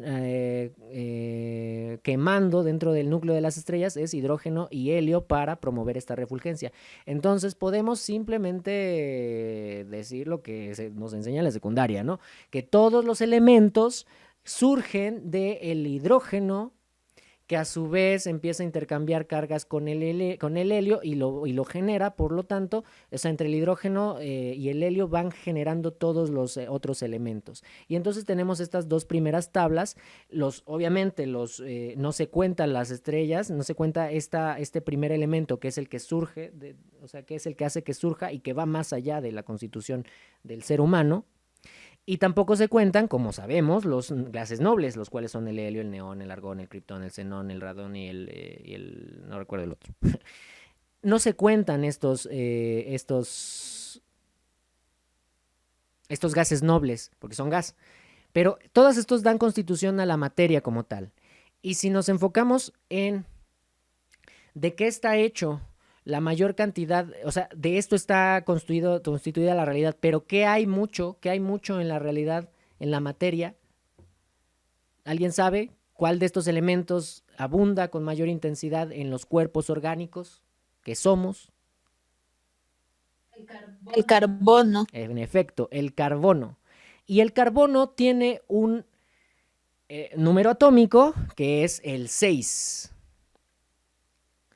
Si nosotros quisiéramos a nivel simbólico, pero también matemático y fractal, dar cabida del número atómico 6 en 3 dimensiones, en esta trilítera de la realidad mágica de la que nos estamos hablando y empapando ahora, y este 6 lo multiplicamos o lo llevamos a la tercera potencia, porque hay un ancho, una profundidad y una altura en estos cuerpos orgánicos, hay un volumen. Entonces tenemos ahí un número que es muy famoso, ¿verdad?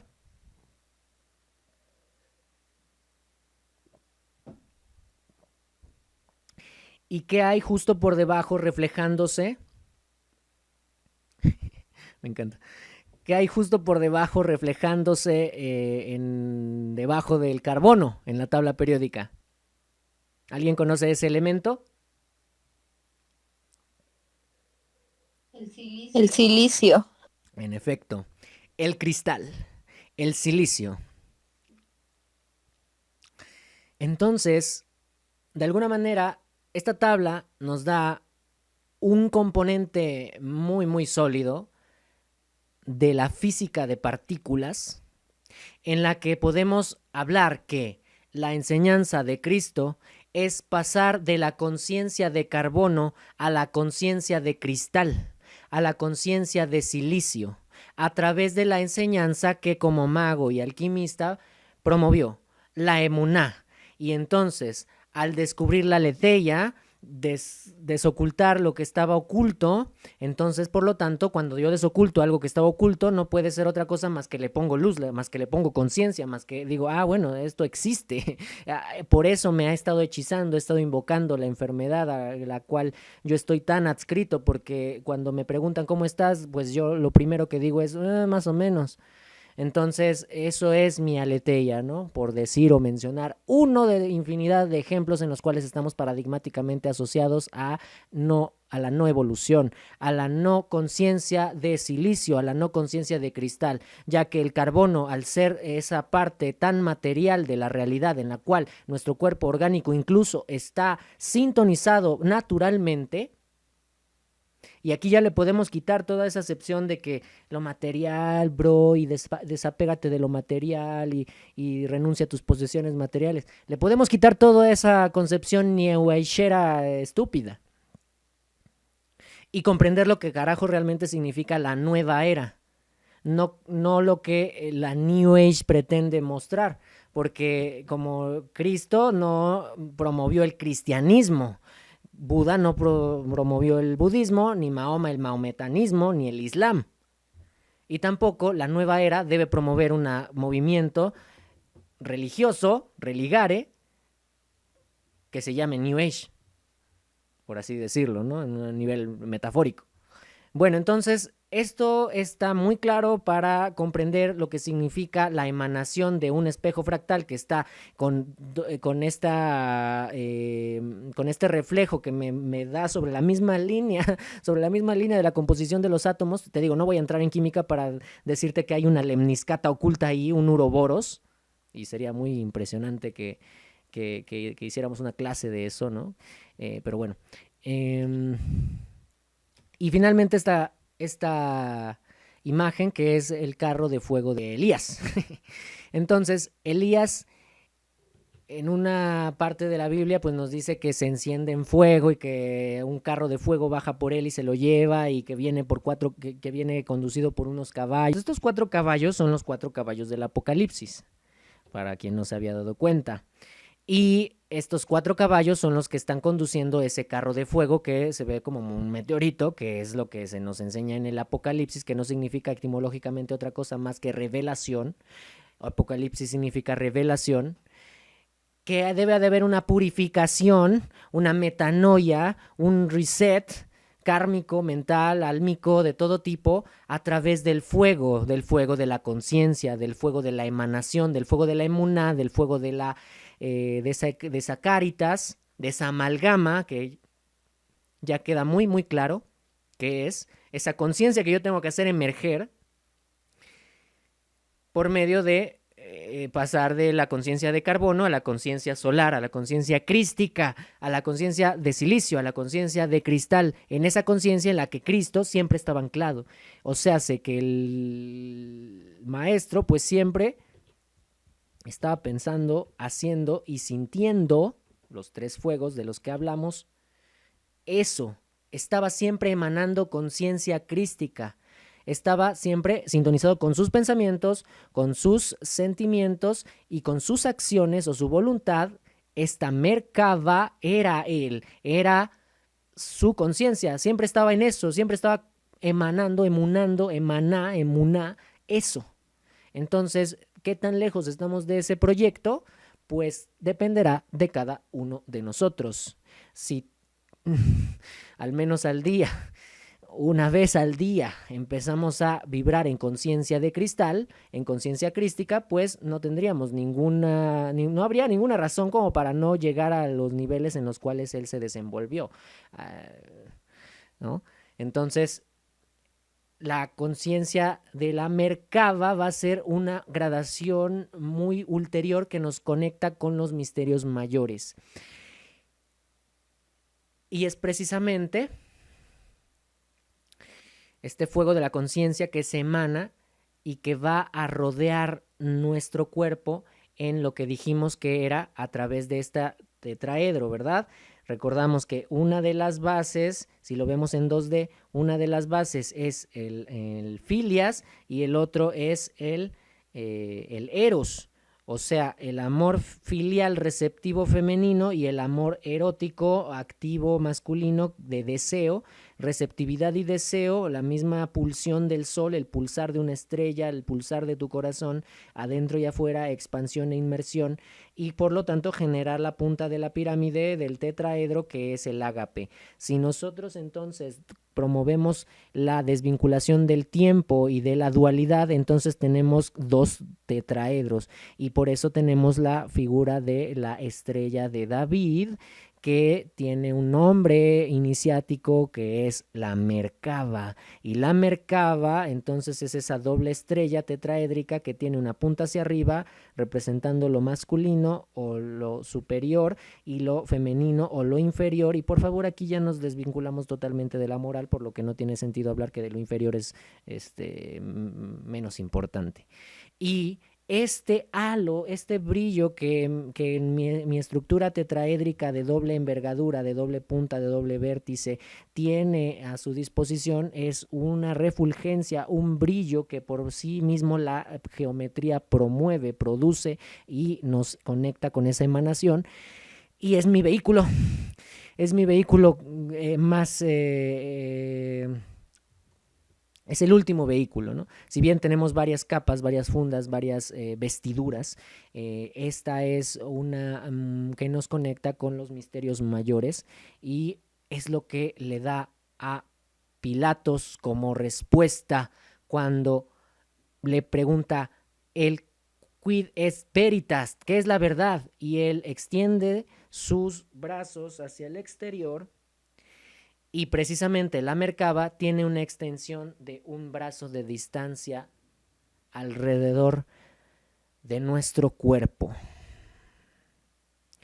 Ahora comprendes la lógica del por qué no podíamos de alguna manera pues adelantarnos a todo esto sin pasar por la iniciación.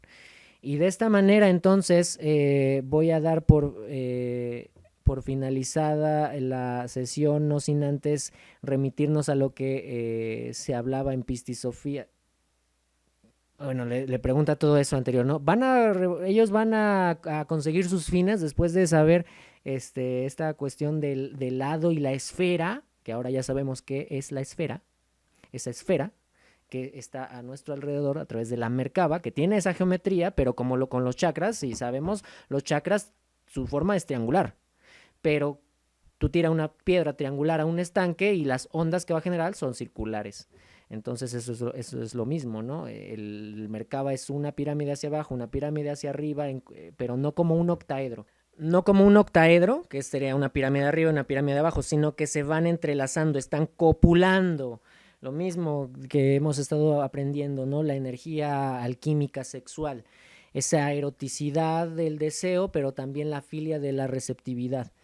Bueno, entonces esta estrella tetraédrica es como la estrella de David en 2D, pero en 3D pues tiene las puntas, las tiene por acá, ¿no? Entonces no es exactamente un octaedro, sino que se mezclan, ¿no? Como que se coagulan, se copulan, ¿no? Entonces esta es la fusión de las energías masculinas y femeninas y de la dualidad receptiva y de la activa, ¿no? La fuerza y el poder. Bueno, entonces María le dice: maestro, seguramente los ordenadores de la hora y los adivinos no les mostrarán a los seres humanos lo que acontecerá desde ahora en adelante. Jesús contestó, si los ordenadores de la hora descubren el hado y la esfera, esto, vueltos hacia la izquierda, según su primera emanación, ¿ven cómo habla de esto? De emuná. Según su primera emanación, sus palabras se harán realidad y ellos dirán lo que se deberá hacer. Averamento, averaj cadavar. Yo creo la realidad hablando. Si los ordenadores de la hora descubren el hado y la esfera, cuando descubran el hado y la esfera, hasta ese punto, vueltos hacia la izquierda, según su primera emanación, sus palabras serán realidad y ellos dirán lo que deberá hacer. Pero si encuentran que el hado o la esfera están girados hacia la derecha, no obtendrán ninguna verdad, pues he cambiado sus influencias, sus 4 y 3 ángulos y sus 8 configuraciones, ya que estos permanecieron volteados hacia la izquierda desde el principio. Bueno, esto es alquimia, ¿no? Entonces ya tendríamos que entrar en lo que es la octada, ¿no? La magia octarina quizás tiene una pequeña relación a nivel paradigmáticamente humano, pero ya está hablando de el cuaternario, el ternario, de cosas así abstractas en el sentido geométrico del término. Que bueno, sabemos que la geometría es el cuerpo de lo matemático, que es la forma conceptual de comprender la realidad, y esto es la alquimia. Entonces, pues bueno, creo que nos hemos aventado un buen viaje iniciático. Pienso que el que ustedes puedan de alguna manera acceder a este contenido y repasarlo y ir anotando y ir estudiando por su cuenta los conceptos que aquí se hablaron, les va a traer mucha luz para su emanación y que poco a poco pues vayan descifrando todos estos misterios. Y por supuesto estaremos encantados, honrados de que lo puedan ustedes compartir y que en el sentido de qué, de compartir la baraca, la magia. Y por lo tanto que este mensaje, justo con esto voy a terminar, es lo que significa la venida de Cristo. Esta es la segunda venida de Cristo, que su enseñanza por fin sea transmitida de la forma que fielmente Él promovió y enseñó y estuvo muy en contacto con, y por lo tanto sería realmente honrarlo el que nos volviéramos Cristo.